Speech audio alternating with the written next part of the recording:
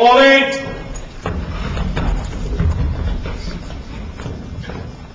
Christopher Mike, report to center. Christopher Mike, report this order. Take charge of the light. Say again. Parade hits. Peep the political poems I push. My words jump off my rack like berries off a bush, hitting you with rumors of weapons of metaphoric distraction so I can begin the extraction and steal the ink from your pen. Rewrite your history and tell you the end. Now, I don't know enough about politics to comment on the last two secretaries to swing from the bushes. But my son says he couldn't stomach that Condoleezza Rice because it made his colon pile. And I'm not exactly sure what that means, but I think it's a commentary on what we thought two black faces in the White House might bring.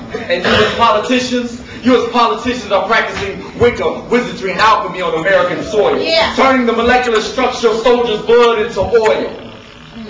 And if your country needs help, and you ain't got oil under your soil, then our hearts turn to stone like gargoyles. Yeah. While the sword of our own justice system is as strong as aluminum foil. Running free our murderers, rapists, and thieves, because they got the most cheese to feed the 3 blind mice. Politicians, lawyers, and the media. My brothers and sisters, for our own safety and security, it's time to build our blackness back up, because the media has made it clear. Only pretty little white girls disappear. Now, what would a political poem be without talking about the war?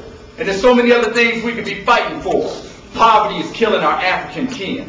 Hurricanes are destroying our families and friends. And our American soldiers are spread too thin, trying to contend with this country's growing greed, retarding our reactionary response to rescue our own countrymen in need. Now, I'm not sure what this war is for anymore, but I do know this. I personally know the pains of picking up pieces of my peers and placing them in sandwich bags that Ziploc. The aftermath of bombs being dropped, and that was before Iraq got shot or awed. And the flaw is thinking that soldiers are just some pawns in an international chess game. My name, Squad, against who? Sergeant First Class 4, 316, Field Artillery, 13 years of service. Yes. Corporal Richard A. White, 3 Cav, 4 years, United States Army.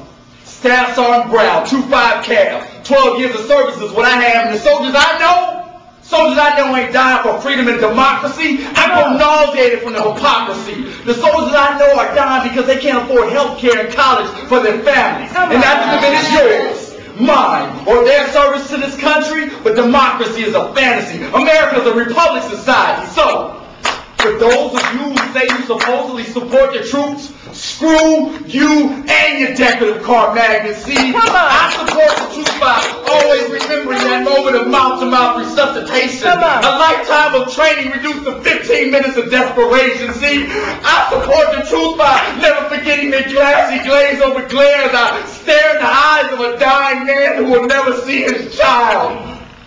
Prepare for a moment of silence. Specialist Marquise Mobley. He didn't die for freedom or democracy.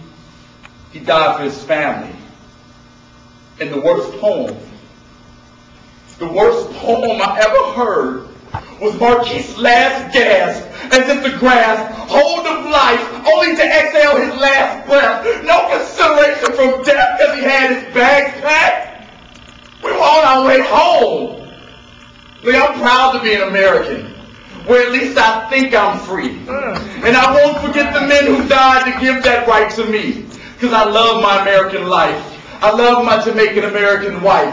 I love my American house and my American job. I really, really love my Japanese American car. I love American TV and that Proud to Be American song. But what I love most of all is the ability to stand up and say, this time, America, we were wrong. And I've learned that before you can rise up, you have to look up. Yes. And before you look up, as a poet, it's my job to speak up. So, for those of you who protest the war and don't even know what you're protesting for, I salute you. For those of you who are for the war and don't even know what the war is for, I salute you.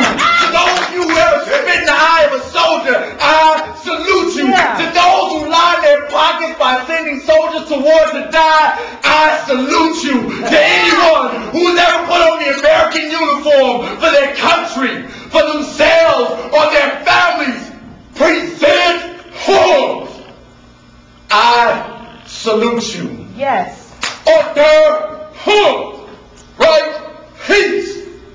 Forward, hood.